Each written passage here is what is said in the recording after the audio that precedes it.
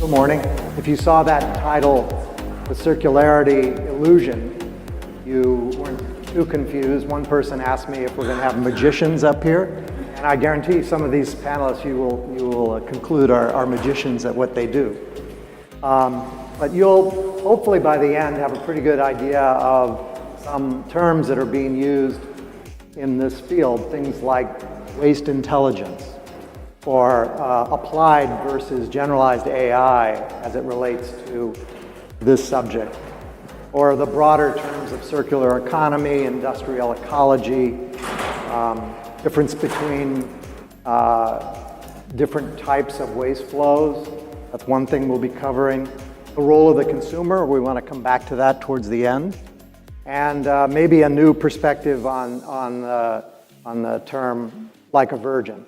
So we'll come to that too.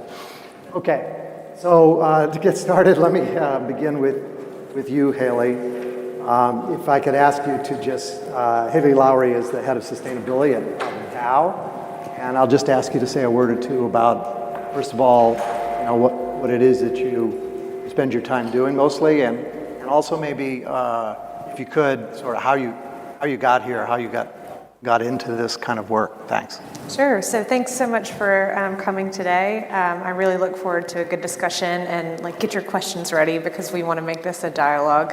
That's where really the important part is coming. So I'm Haley Lowry, and I lead sustainability at Dow. Dow is a 128-year-old material science company, and we make a lot of different materials, things like plastics and silicones and coatings that go into everyday applications, from infrastructure to buildings to electronic vehicles to cars to wire and cable that brings electricity, green electricity to the grid, and to also things like packaging that go into your everyday, hopefully go into your everyday recyclables. And I spend most of my time working on circularity and decarbonization. I think that's what the world is asking for, and frankly, what the market is wanting is more circular and low carbon products.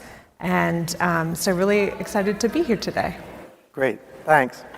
Second, let's turn to Ambarish Mitra. I'll just use Rish, who is the co-founder of Grey Parrot and innovator, entrepreneur. Please, over to you, Rish. Hi, everyone. I'm Rish Mitra, a co-founder of Grey Parrot. My career's revolved around visual search and visual intelligence. So I've been working on giving some kind of cognitive intelligence to cameras in general. And before founding Grey Parrot, I was focused on Visual's first visual search engine, trying to categorize and classify everything in the world. So we pretty much split the whole planet into 1692 categories, and it was an enormous exercise in 2010 to 2018. And in that journey, we realized that the world we are focusing on is the economy, and which is the perfect symmetrical world where Priuses and Coca-Colas and Pepsis and loaf of breads, they all look pretty similar. And though it was a large exercise, it was still relatively where deep learning is headed was easier to learn. And also we learned that actually all of the world has already been mapped by us and the Googles and other providers of the world. Then we realized there's a whole shadow economy we call the waste. And one of the reasons there's lack of optimization there because there's no digitization.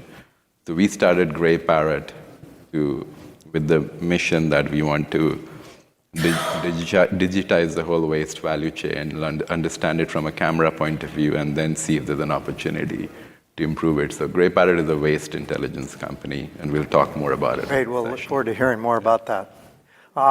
So then over to you, Pieter van Dijk's sort of a legend in the recycling infrastructure world and materials recovery, and owns his own company on that. Please, Pieter. Yeah, you make me look old. I am old. So he said, how did Legend's better than dinosaurs. Yeah. It's a long time ago. Paul asked how I started in business. I was a student at 23 years old in the Netherlands, and you could do market research for. I had a friend who had an uncle who had a marketing research firm in Princeton, and you could do market research there if you brought in a company that wanted to do that. So we had two companies. Jansje de Goede Cookies was a cookie company, and Bollegraaf was made balers for the recycling industry. I was going to do the cookies, but last minute we switched. So it's total coincidence that I ended up in the States. I was a little naive. I thought I'd do it for 2 years. I go back to the Netherlands, where I'm from, and here I am 41 years later. So we sell equipment to MRFs. MRFs is a material recycling recovery facility, MRF. There are about 350 MRFs in North America. We supplied equipment to 275 of those. So not sometimes the whole plant, sometimes just a baler. But we know the industry well. And to give a little bit background for this group, like in the 80s when we started, it was commercial recycling. Commercial recycling has been there for 100 years because cardboard from businesses or high grades, as we call them, better grades of paper from printers or from offices has always been recycled. So that's where we started. And what this audience is probably familiar with is residential recycling. That started in the late 80s with mostly dual stream plants. So dual stream recycling meaning in your kitchen you had a small bin for paper, a small bin for bottles and cans, meaning plastic bottles, glass bottles, ferrous cans, and aluminum cans. And then you had a third bin for garbage. So we built plants to sort the paper because the brown bag had to come out, the cardboard had to come out, the New York Times wrapper had to come out, and then we built systems for the commingled containers, so for the glass and the plastics. Then in 2000, there was a change. There was basically a fight between the hauling companies and the paper mills, because the hauling companies, with dual stream recycling, they had a truck on Monday for your garbage where they could compact the material, and then let's say on Thursday they picked up dual stream recyclables in a 2-compartment truck. 1 compartment for paper, 1 compartment for containers. So that was not so efficient. They wanted to use the same truck and compact the material. So then in 2000, starting on the West Coast, single stream started. So the residents got a 95-gallon bin. You put all your recyclables together, garbage is still separate. So that increased participation rates by 25 to 40%. We also got a little bit more residue in, and the systems that we supply became much more complicated because all these materials still had to be separated. And that happened first with systems that were maybe $2 million to $10 million. Still a lot of sorters involved. And nowadays, we have optical sorters to do the work of those sorters. They're more accurate, they can do it faster, they can do it more accurate. And we use now Grey Parrot artificial intelligence to basically tell us if we do a good job, right? So those AI analyzers, as they're called, are now in the systems. So I think it's approximately 34 million tons is being recycled. So I took an Uber yesterday, and the guy said, I'm recycling, but I think everything ends up in the landfill. That's absolutely not true. If you do your plastic bottles, your glass, your paper, your cardboard, your ferrous cans, and your aluminum cans, that's all being recycled because there's a value to that. The weighted average value is about $110. So nobody's going to throw that away because then they have to pay $90 to the landfill. They're going to recycle it and get the income. Great. Well, there's a brief history of recycling, not just in the U.S., but in Europe as well, and we'll come back to sort of the global. I brought along a few props to sort of back you up here. Could you put up that plastic slide? So this is, I'm not going to try to describe these. The experts will perhaps use these as a reference point, but we have a typical plastic drinking bottle. We have your typical glass bottle, a can for drinking, and then from where I got my breakfast this morning at La Revolution, my morning breakfast container, and the lid that was on there. Each of these has either some sort of symbol, like what you have up here on this slide, or they simply say, please recycle. These two, please recycle. Doesn't say how or where or when. This one I particularly liked because it says it's made from 100% recycled paper, but then in parentheses afterwards it says 70% post-consumer content. And then it says recyclable only in the few communities that accept polylined food service packaging. There's quite a few caveats there. Maybe Haley, could I turn to you as for a perspective on, as both a producer and a recycler, reuser, could you give us a little bit of perspective on this and in your work? So the problem of working in this space is that like all of my friends call me constantly and they're like, send me video chats. Can I recycle this? Can I recycle As they're this? standing in front of the recycling bin. Like, what do Remind I me do? again. What do I do? So one of the things that I would just say is, let's just take the US system, for example. There are 9,000 different recycling systems in the US based on municipalities.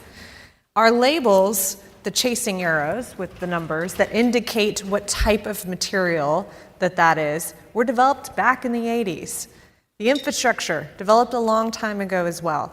And since then, consumer trends have been increasing, we've got lighter weight materials, and we need to find ways to use all of that innovation that's happening. Like, how do you innovate and make a material stand up on shelf? How do you have better shelf life so that you can make it last longer and it doesn't spoil on shelf? So all these things are coming. Labeling, back. make it so it's Labeling. prettier. So it complicates the recycling stream. So I would just say it's complicated. And we're working on trying to provide ways to make that more transparent for consumers. Consumers are confused. And so I think we have to have the baseline that recycling is real, like Pieter talked about. So, and we need to participate in the recycling infrastructure, or we're giving up on a system that is there. The system is evolving. It needs to be improved. We have to build more into the system to incorporate more materials. We have to better design materials from the front end so that they can be incorporated into the recycling infrastructure. One thing that I'm super pumped about on the labeling side, so there's an organization called the Recycling Partnership. They're a nonprofit that I sit on the board for, and they've created a QR code that is being adopted on most packaging. So let's say there's a QR code on the package.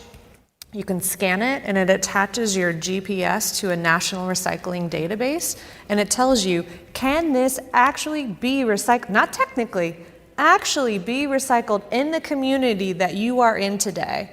So then I know this glass is recyclable in Austin, or it's not recyclable in Austin. And that way, as recycling infrastructure starts to increase, because more money and investment is being poured into this space, as a consumer, you have better transparency, you can trust the system, you know where it's going, and then ultimately at the end of the day, consumer brands companies have a better understanding of what is actually being recyclable. So we need this AI and this data to connect the entire stream to help consumers believe in the system again. Great, that's really clear, thanks. So just to back up slightly, this circular economy, I think this group in this room probably is pretty familiar with it, but basically you got raw materials, and then you use them to produce something, and then those go to some use as a consumer, whether it can be for the residential, it could be for building materials, it can be for any of a variety of uses. And then the question is, where does it go after that? Is it looped back? The goal, hopefully you'll catch that from by the end of this panel, the goal is to close that loop. That's that question about, is it an illusion or is it real? Are we actually creating a closed loop circular economy?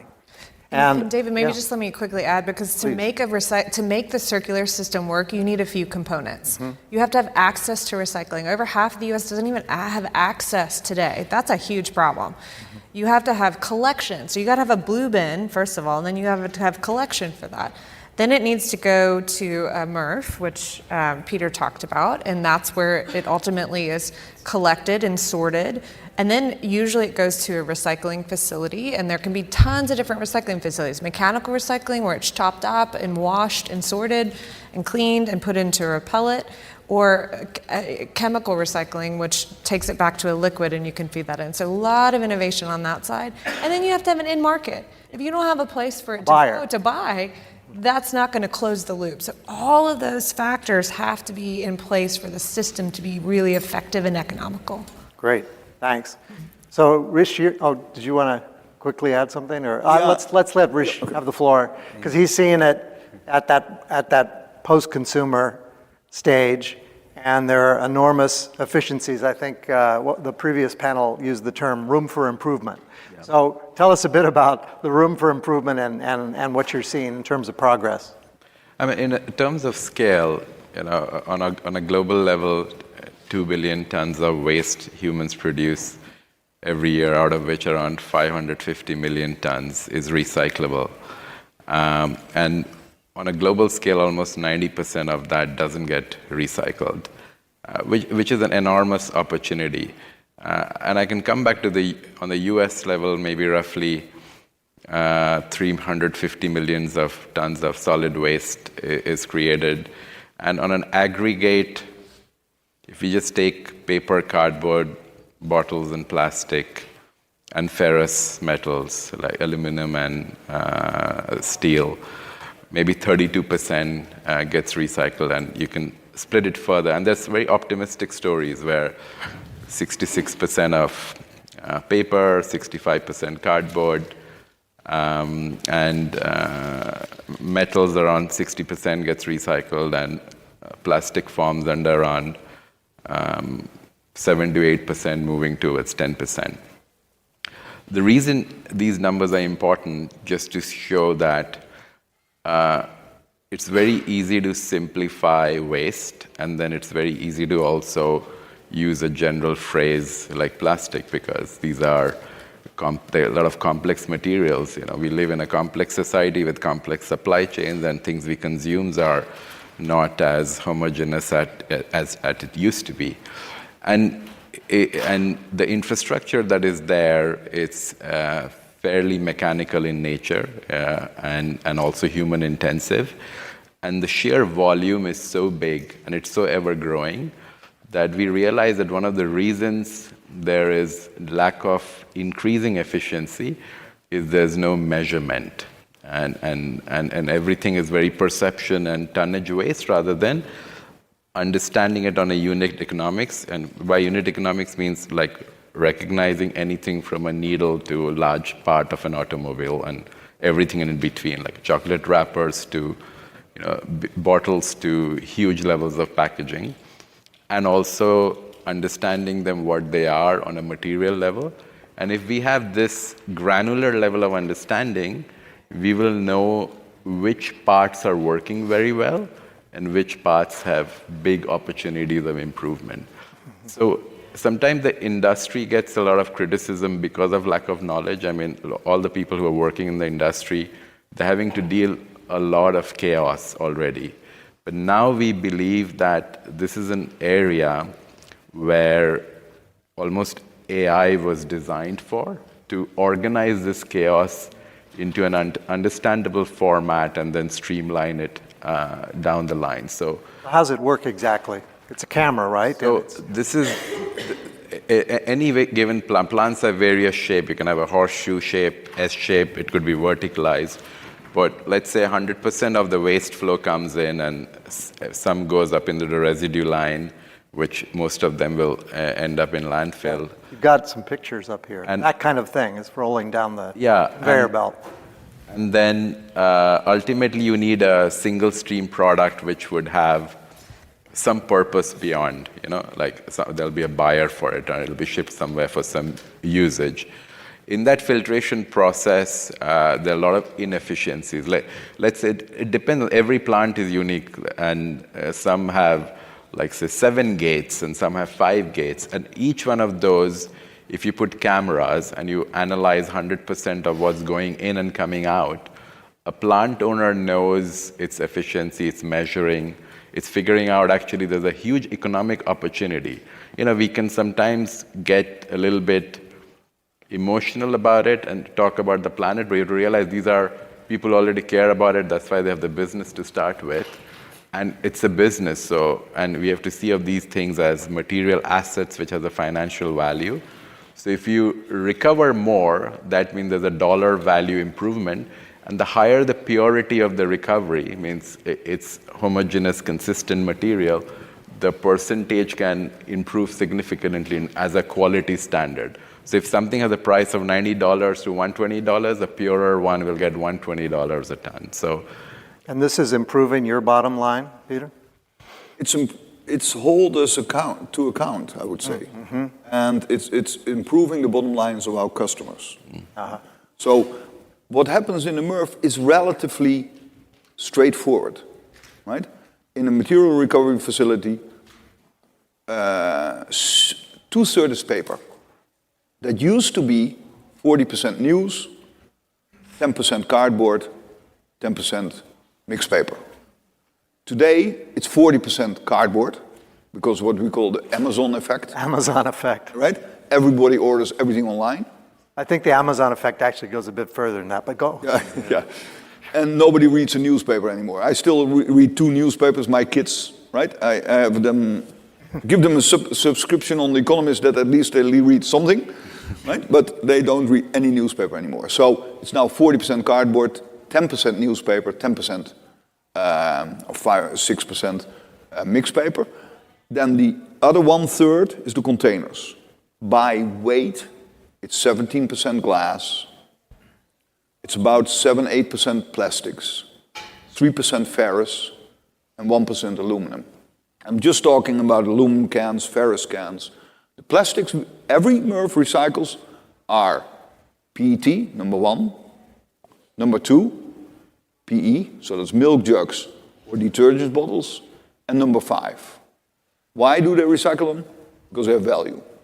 That's what they do, right?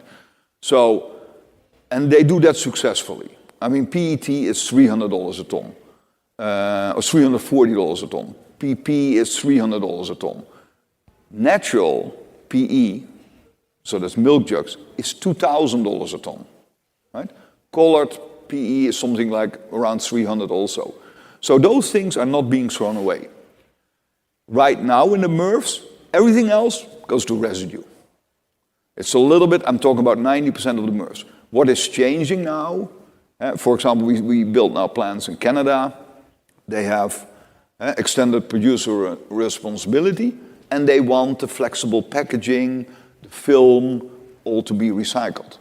For a MRF, and I'm putting some reality into this room, for a MRF, they see that as a nuisance. Because let's say in Chicago we have a 50-ton per hour MRF.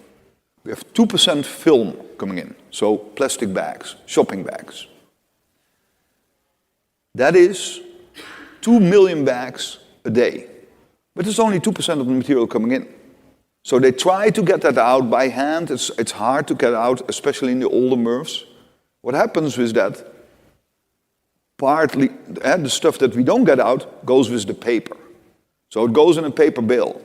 It's only a small percentage, but the bale is, let's say, 99% paper, but 1% film in there. That paper goes to a paper mill, let's say in the Far East, goes in a pulper, paper goes through, the plastic there comes out. Now, if that mill is close to a river, that plastic might end up in the river and in the ocean. So we call that wish recycling. You want to do the right thing, but you're actually doing the wrong thing. So there are different ways to get to Rome. We can make our systems more extensive to get that film out. I would be a proponent to put the film in the garbage bin and do a separate collection for that. Interesting. Yeah. I would be a proponent of that because I see this as a contamination of the other 95% that is very good products. And that's how most of my customers see it. Interesting. So Haley, he mentioned extender producer responsibility.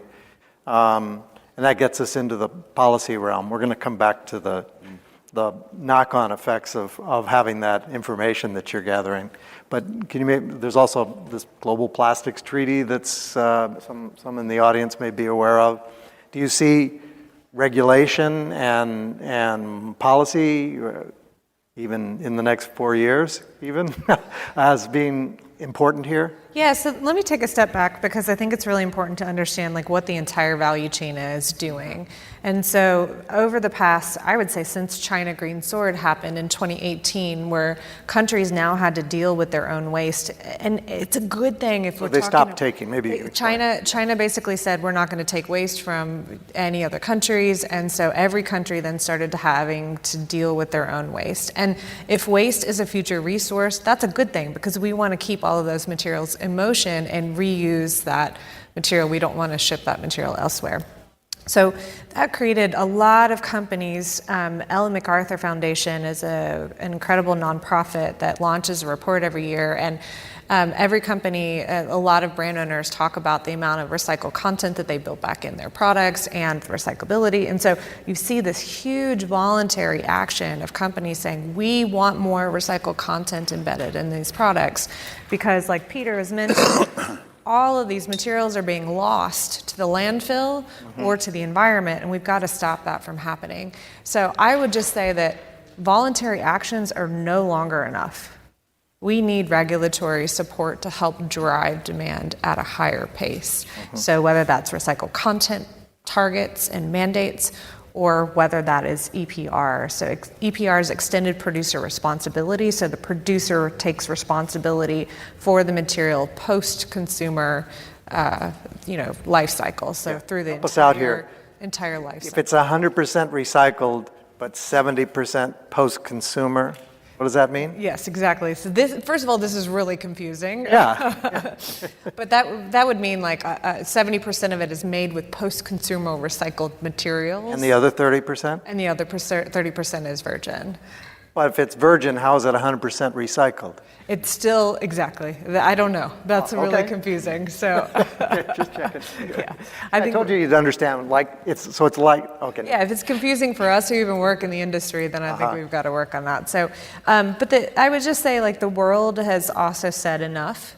And that is, the UN right now is negotiating, 175 countries have said that they're negotiating a global plastic pollution treaty, and we're in the 5th round of negotiation. And that will convene in August in Geneva this summer. Hopefully we'll get to a legally binding treaty across many countries. But this is going to help improve, advance circular economy, work on waste infrastructure and financing mechanisms to help improve that, and ultimately give more visibility to what's going on. So just a little about why policy helps drive demand. Very helpful, both at the global and all levels, national, local level, and so forth. As you said, many communities maybe don't recycle glass or some of these other materials. Yeah, and actually like 47 countries around the world have EPR policies right now, and the U.S. has 5 states, so the U.S. is not lagging behind. It's patch meal, like there's EPRs in different states, That's extended producer responsibility. Yeah. Which makes it complicated, but I think we need that to help drive some consistency and drive the demand forward. Great. So we've talked about waste as a commodity sum, and I gather from what you said, Rish, you got into that with trying to improve the efficiencies on that, but you're generating a load of data as well as you do that. Can you say a word or two about how, and I don't know, is it actually one of those counterintuitive stories where you come into it with one expectation, now you realize the data that you're generating is worth more than the efficiencies improvements that you can capture? I mean, like any large-scale AI platform, we have a model with 111 categories, which pretty much covers 99.9% stuff people throw in their bins.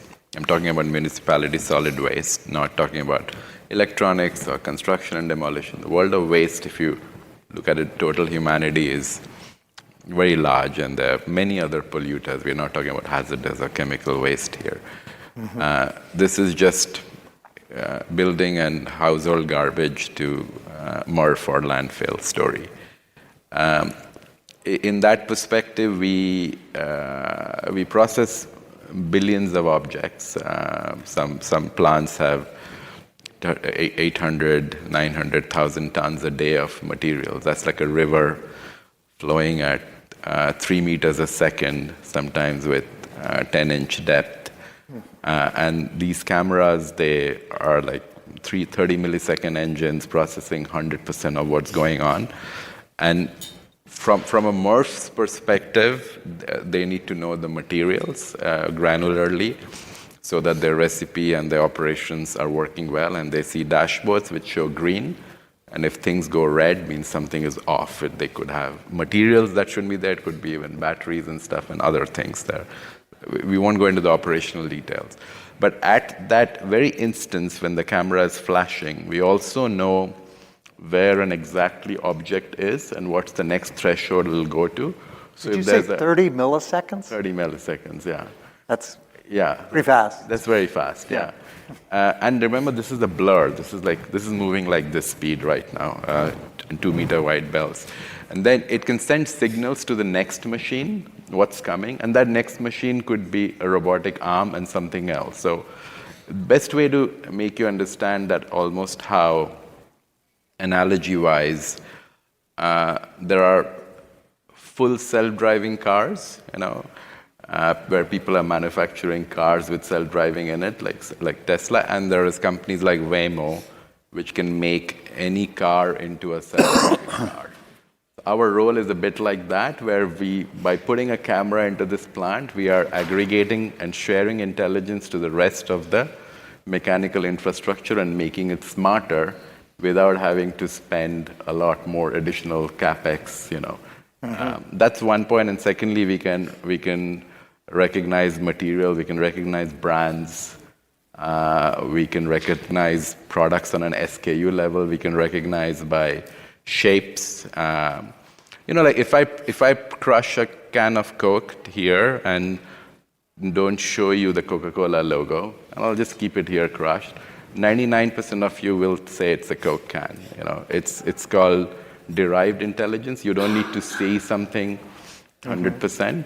And that's how almost AI works, that you can, anything a human can look and understand, the machine can learn it. In our world, we have things like generative AI, which a lot of people using, which is using a thin layer of intelligence across society. And then there is vertical AI, which is the field we are in, because all of us have certain level of human intelligence here, which we are functioning as people, recognizing, understanding, speaking, writing letters, etc.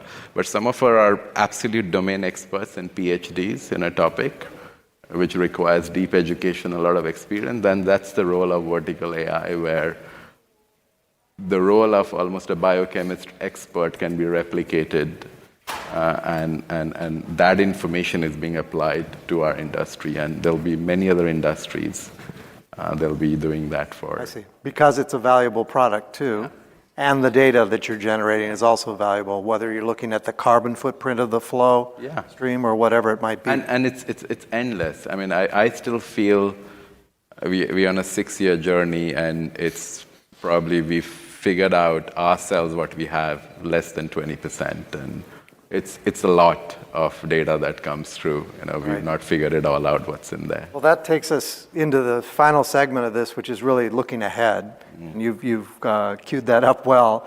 Thanks. What sort of things, I'll leave it to any of you, are out there that you find promising, whether it's partnerships, you talked about, the analytics that are going on, and that's informing the community of those who are working on these subjects.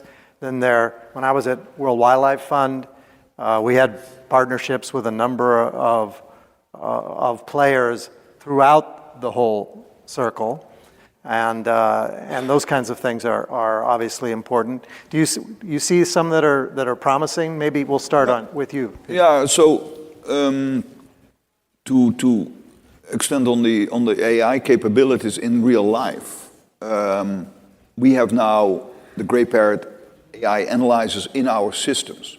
Our customers, what do they want? Two things. They want to recover as much as possible because they don't want it to go to garbage. And they want the purity to be good. So the products need to be, cardboard needs to be cardboard, PET needs to be PET, and our systems are good but not perfect, right? And some things might change. Now, in these plants, they have cameras, but otherwise, they find out later if things weren't good, right? After they have separated and made bales and sent the bales to the paper mill, and the paper mill then says, oh, this is you have a rejection. There's too much film in your cardboard, for example. Now, the AI analyzers, they are, so in our system, we separate the big cardboard out by size, by screen.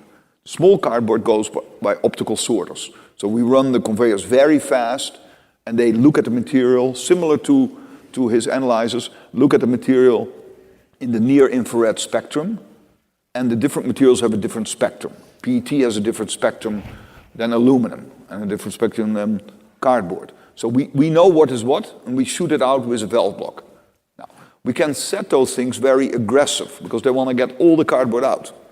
But we have an AI analyzer on the final belt that brings the cardboard to the storage conveyor. He uses fans mostly, right? It's blowing it out, is it? Yeah, no, it recognizes it. Yeah. It gives a signal to a valve block, and then with air you shoot the product out that you want to shoot out.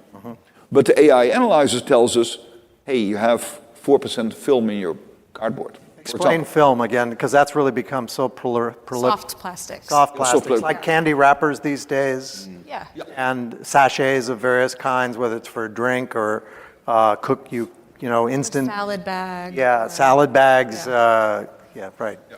Could be anything. Majority is still shopping bags. Right? Still shopping bags. Shopping bags, yeah. But the, I don't look, I think it's still a majority, but there's a lot of other plastics. And then we can, because the AI analyzer tells us that, we can dial the aggressiveness back a little bit. It means we might have a little bit less cardboard, and the cardboard might go to the mixed paper now, and mixed paper is $40 and cardboard is $100, but we have, in time, we can adjust. That's what AI does. To optimize that. Optimize it. So the plants work better, right? And one other thing about your box, right? It said 70% post-consumer. I think 30% is then pre-consumer, right? Pre-consumer can be the guy that makes the boxes has waste. I see. So that's the... Commercial recycles that, right? So it's still recycled, but it's pre-consumer, right? Post-consumer is basically coming from the MRF, right? What we are talking about now, the residue that comes from the MRF, that still might have other PVC in there or other plastics, they want to recycle that, right? So a MRF is the first stage. The PET then goes to a PET processor. They sort it by color. They grind it, they flake it, they bring it back to a pellet and make a new bottle out of it. But that's the second step, right? But we see if you do that, or if you do that with our residue from the MRF, then now companies taking the polyolefins out and doing chemical recycling with that. Chemical recycling has been proven on a small scale. On a big scale, it's about to break through, but it's in the infant stages. 10 years from now, much greater portion will be in chemical? Yeah, it's hard to say, right? But it's probably true. Yeah. I think I think we have to ask ourselves, like, why are some of these materials used in the first place? So let's take like meat packaging, for example. It's a soft plastic. You can package your steak in that. It allows for the lowest carbon intensity of being used and to keep that steak fresh. Often on styrofoam. I guess or paper. Yeah, in Europe they actually have a different type that doesn't use that. So I think we have to really look at like the types of materials that are being used and how we can use that. But over time, that material can't be mechanically recycled today, but we want to get that material back. And so how can you put it in a chemical process where you take it back to a liquid and then you take that liquid back instead of, oil and gas, you're able to use that liquid from trash and to make new products in virgin-like quality. So it really helps out with the quality level, but definitely this technology is scaling. You see, now you know, I told you we'd get to like a virgin material. You might need legislation. I think, look, the plastics can go to mechanical recycling, is basically back to a bottle. But some plants that do film recycling, they have to take, first of all, pretty clean film already, so pre-consumer. They take it from the Walmarts and the Home Depots of today. And they still have a hard time competing with virgin. So their legislation where you say you have to have recycled content might make sense, because it might cost 60 cents a pound, and virgin is 30 cents a pound, right? They're not going to use the recycle unless it's being mandated, I think, right? Okay, look. So, and the chemical recycling, that goes back to oil then, and there can be gasification or pyrolysis, but there could be a big future there. Yeah. So Rich, looking out over the horizon a bit, where do you see things heading that give you some additional hope? Not Just in your own work, but because of your exposure to this field. No, in my career, there's a lot of different schools of thought in typical AI-based entrepreneurship. But for me, I'm a very big believer of now. In a way, it's easy to talk about the horizon, but we have big planetary issues. And if we have a 20, 50, 30-year view, but what about now? People are consuming more than ever before. There are more materials out there in our lives in various forms. And I'm heavily motivated that what can be done actually next 1 year to 2 years, because it's very easy to forfeit things in the hand of the future and be theoretical about it, that one day robots will solve everything or general intelligence will solve everything, but till that day, what happens? Will things depreciate? And I also feel the waste problem is a classic one, where I feel like our innovation is almost like running on a treadmill. So I feel like we're not moving forward, though I'm running faster. Like I put it up from 7 to 9 to 13.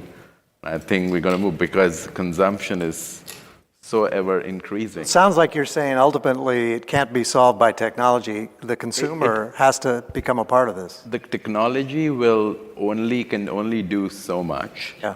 And even if technology has all the answers, I think the whole value chain has to innovate. And the customer sits in that value chain. Right.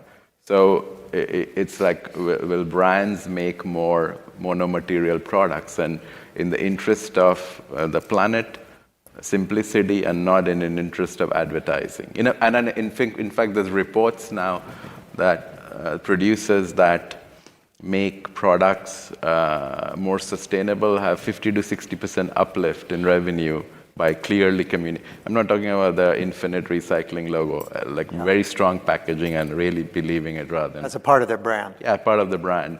So those are rewarding. I mean, it's not something to doing for the purposes of gimmick. And then consumers making more conscious choices of reusing stuff and all parts of and of course when it comes to MRF, because we'll have to do a lot more optimization, but that's investment, that's good business, there's motivation to do it. Right. And the material sciences people are they're innovating stuff, they're giving good advices to producers and policymakers. And lastly, none of this, society doesn't work on just merit, and that's why there's governments are there and the sticks and carrots. Humans don't respond to carrots alone, Balance in my opinion. Incentives and the market forces. Yeah, so there has to be some forces that, if doesn't penalize certain directions which are not in line with overall environment and sustainability, then there's no disincentive to do it. Okay, so Haley, I'll give you the last word on this, but my one question on it is, you talked about the proliferation of materials, and just wondering, how do we get the incentives right to slow that and to reverse it? I know the plastics treaty is talking about trying to move away from, well, maybe if they could get down to 7, they'd probably be doing quite well. But they're trying to make the materials, as you were saying, more amenable to a circular use. Yeah, I think the key thing, honestly, that you guys can all do too, because I think you're probably asking, like, okay, great, this is a lot of good information. What do you do? But, like, what can I do? I think it's, first of all, like, you have a tremendous amount of power with what you purchase. Your purchasing power drives decisions, drives behaviors, drives companies to change. So buy content with reusable or recycled content. Make sure that you're doing that, and that helps change what consumers are looking for and what companies then put on the market. Demand that you have lower carbon and recyclable materials. I think those are some of the big things that you can do. And learn how to tell whether that's real. Yeah, as we all work on like improving transparency of what is labeling, how can labeling improve, how can consumers have better insights of what does this actually mean, because it's and what does please recycle actually mean? Yes, exactly. Right. So making it easier for consumers is what the industry all needs to work on, and I would just lastly say, don't give up on the recycling system. It has valuable materials that we're keeping out of the landfills. It does need to improve, and it's progressing, but don't give up on it. Right, great.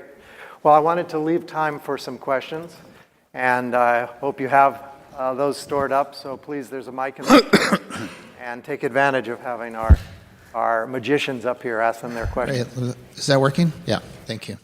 Thanks a lot. I mean, this is supposed to be the easiest part of sustainability or recycling.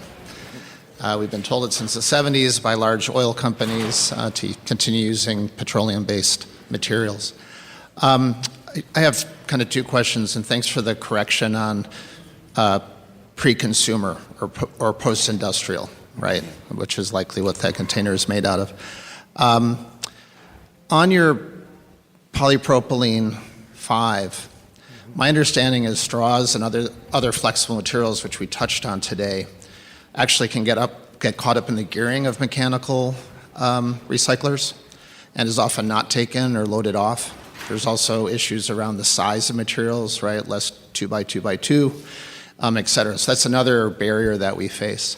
And then my second quick question, I'd love to hear your response to that one. Second question is, has there been a life cycle assessment done on large-scale chemical recycling versus large-scale mechanical recycling? If you have any results, that'd be great. Great. So Peter or Rish? Yeah. So on the number 5, PP, look, in the older MRFs that wasn't recycled at all. They did PET, and then PE, and then PE by color, right? Because natural PE has a much higher price than colored PE. But an optical can only see PE. Right? Nowadays, all the modern MRFs have recycling of PP, so they have an optical sorter, and we sell Tomra optical sorters.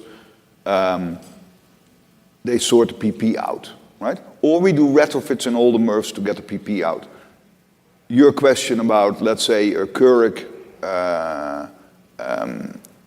little can, right? Now, in the big scheme of things, we do, these plants do 40 ton per hour. Volume, the right? overall volume. Yeah. So for us, these little cans is like the two problems. We screen up front, we screen the glass out. But we really screen 2 inch out. What is that? That is the glass, because it's broken.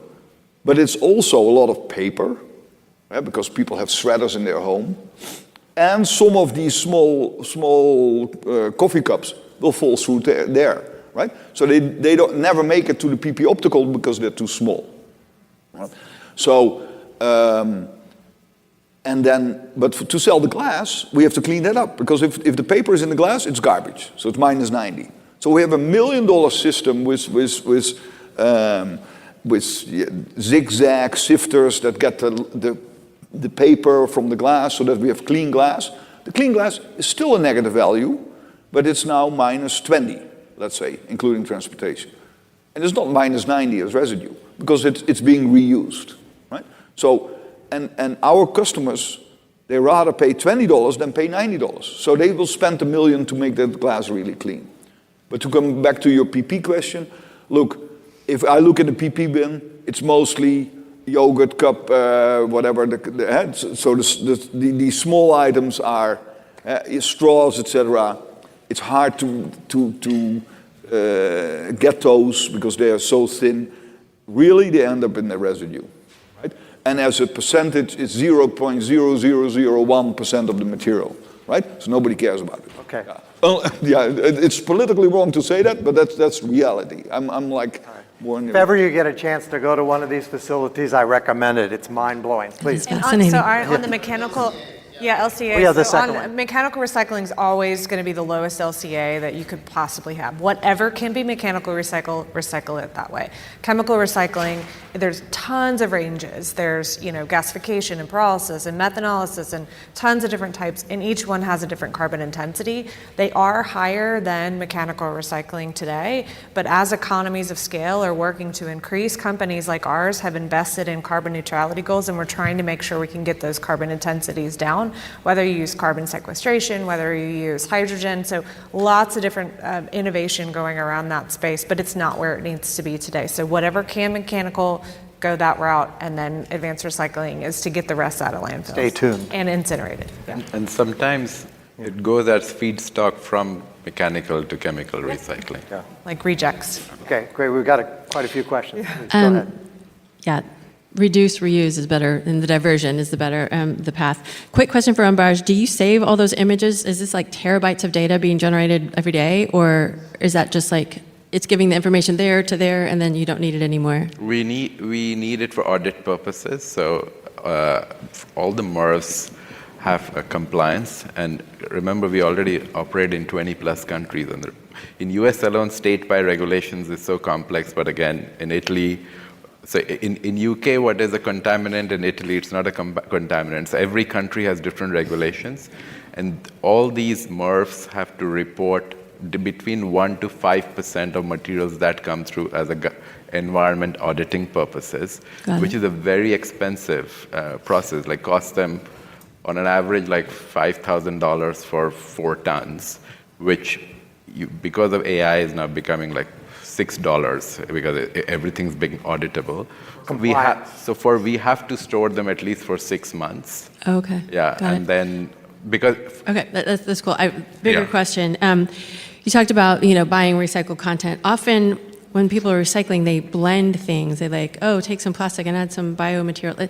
When we have non-mono, mono materials, it's a lot harder to recycle, or it's just definitely landfill, right? So we need to kind of be purchasing things. And I'm wondering if the packaging of the companies, like say a FedEx package versus a Amazon box, if it has a big plastic thing on the front of it versus a paper label, can we be driving our businesses and choosing companies that don't have the mixed media, if you will, and whether it's buying a toothbrush that's a single kind of plastic versus 5 different kinds of things like that. No, I love it. And I think we absolutely have to be working on innovation at the design side. How do we design for recycling from the very beginning and work from there?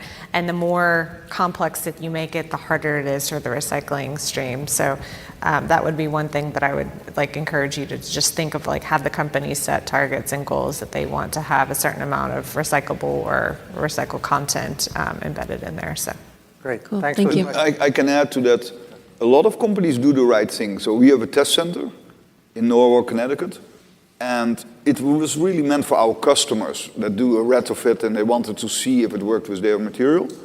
Today, 50% or more than 50% of the tests are actually manufacturers of products that make a new product, want to make sure it's recyclable. Because if you have indeed 5 layers, it's difficult for us. So they want to make sure it can see it as PET or as PP or whatever. And a big trend is actually deconstruction of materials. So how do you design for deconstruction as well? So even if you need that from a performance, it can be separated. And for valuable metals and so forth, the phone, and we didn't even get into that. We were talking about mostly consumer post-use. Please. Thank you. Taking it just to a different segment of, I guess, waste, wondering what your thoughts are on the opportunities and challenges perhaps for the textile sector and waste. 85% of fashion garments will end up in landfill. We've talked a lot about household kind of products.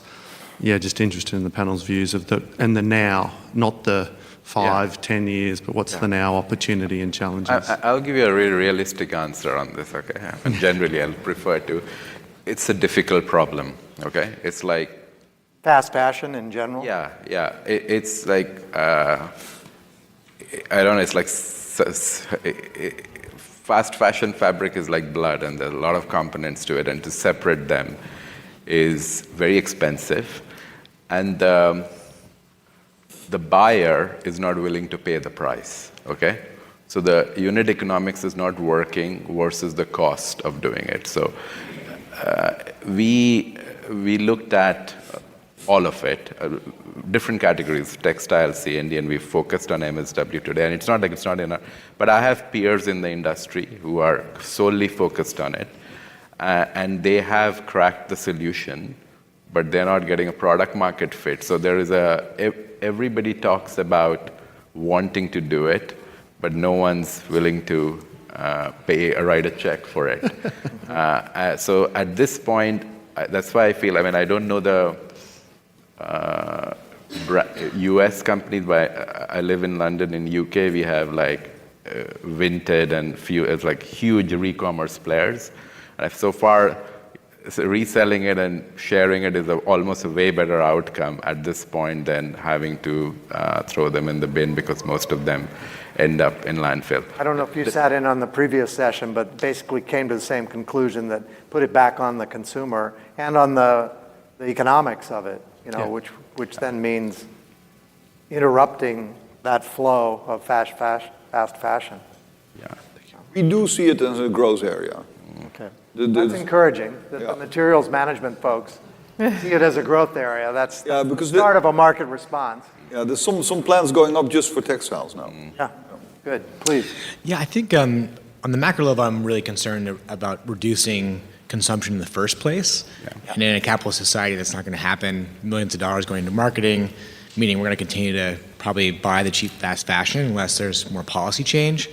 So with that said, on the AI side, I'm curious to see if there's any innovations in using the AI platforms that are optimizing recycling for behavior change in society. For example, getting people to recycle more responsibly, or providing incentives to communities around a dashboard of like how much you've recycled, or kind of using that data for behavior change on the recycling side. I've seen I get to go around the world and see tons of startups in this space, and like what's working, what's not. And there's some really, really cool companies in Asia that are doing just that. So a consumer takes their recyclable materials in their community, in their multifamily household, to a bin. The bin scans it, tells exactly what I put in when I put it in, gives me redeemable points of like I recycled X number of Coke cans back, and now I get a free Coke. So it attaches that, and it can rechange my behavior and provide that data, and it tracks it all the way through the system. So I've seen a few startup companies like this who are doing some pretty incredible things in Asia, but I'm with you. I think that's a big unlock. What about further upstream on the reduce and reuse side? I feel like there definitely are. Reuse is a really complicated one to solve, and I feel like the economics have been challenged for reuse systems, but there's tons of companies trying to crack that one as well. Closed Loop Partners in the U.S. has a reuse challenge and program, and they've done some pretty cool models, and so that might be something else to look into. Happy to chat afterwards. Thanks. Great, thanks. Next. We got two more. I think. All right. We'll Thank you all for this presentation today. It was awesome. A question I have is, in your lifetime, do you think that a plastic-based economy will get to any semblance of true circularity?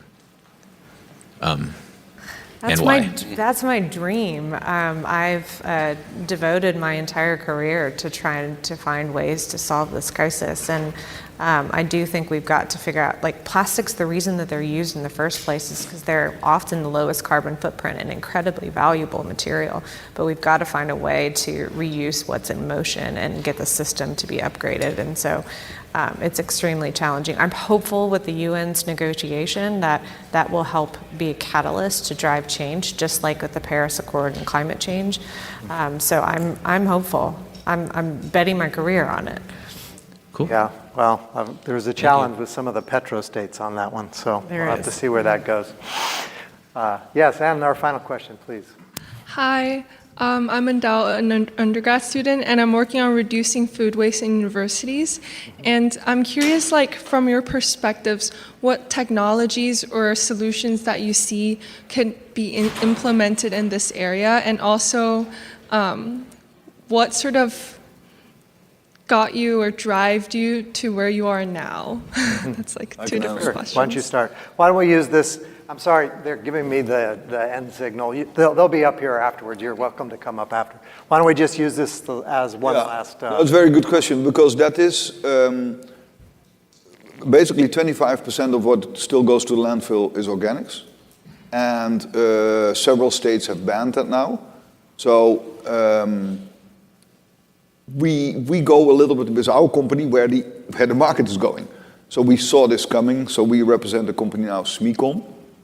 And we've sold several systems now in the States. Actually, my youngest son is with the guy that handles all the New York City organics in Italy, because Italy had it very dirty. New York is very dirty, so he saw the pictures. That's where I want to go.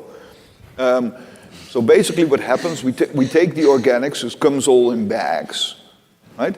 So you don't work with conveyors, but it's screws, and then it goes to a deep packer, which is basically a trommel. It's hammers in it, and the trommel rotates and has holes. So you have organic waste from restaurants, but you have also a lot of organic waste from supermarkets, right? Stuff that isn't sold, over issue material. So what this thing does, that the organic material then goes through the holes, and it looks like a soup, right? Like a slurry, and then all the packaging comes out. So we don't want any packaging in the slurry. So it's very small openings. It's 10 millimeter or something. So this slurry is then being pumped to a digester, and either they sell that, right, or they make the digester makes the bacteria gives a methane gas, and then you can power electricity with that. Biogas. Biogas, yeah. So in Rotterdam, so my son is with his customer now in the Netherlands. In Rotterdam, they have a gigantic plant, beautifully laid out, and they power, I think, 6,000 homes. So that's with at that scale. organic waste. That's at scale. Then there's a lot of other things with the composting and the restaurant programs and so forth, and big institutional like your university would have that as well. There's a lot of, you can follow up on that one afterward. Final word on looking ahead, not necessarily on organics, but you're welcome to weigh in. Yeah, sure. I mean, I would say, like, it's very easy to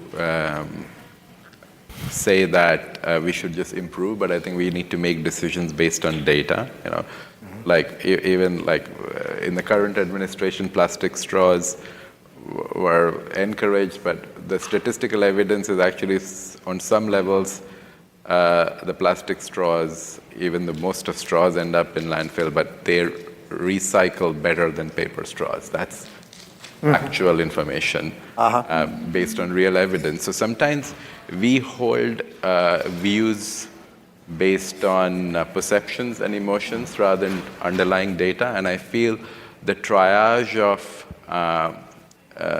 MRF value chain business owners, the producers and the government, they need to have data-oriented, solid dialogue, so that sometimes it's very easy to vilify one material over other. Actually, the use case matters, and so no matter how you throw paper, if it's paper on a 3 centimeter by 3 centimeter, no matter how clean the paper, it'll not make it. It just sails through. So testing stuff, working and making policies based on real information, because you might have the cleanest thing, but it will fail the test every time. So yeah, I have a strong feeling. Yeah, we see you back here at South by next year. It's going to be much more about the data than it's going to be about the efficiencies in these. But I feel like all other industries, we made decisions based on data, right? And I think we need to lead based on that rather than just perceptions and emotions. Great.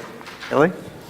No, I think we're good. So, you know, I'm happy to chat with you maybe afterwards, since we're running out of time, about how I got into the space and to answer the last part of your question. But thanks for... Well, you can see that all the panelists are very strongly motivated to solving problems, and they're thinking a bit over the horizon, maybe some more into the future than others, but still trying to keep hammering away at this circular economy.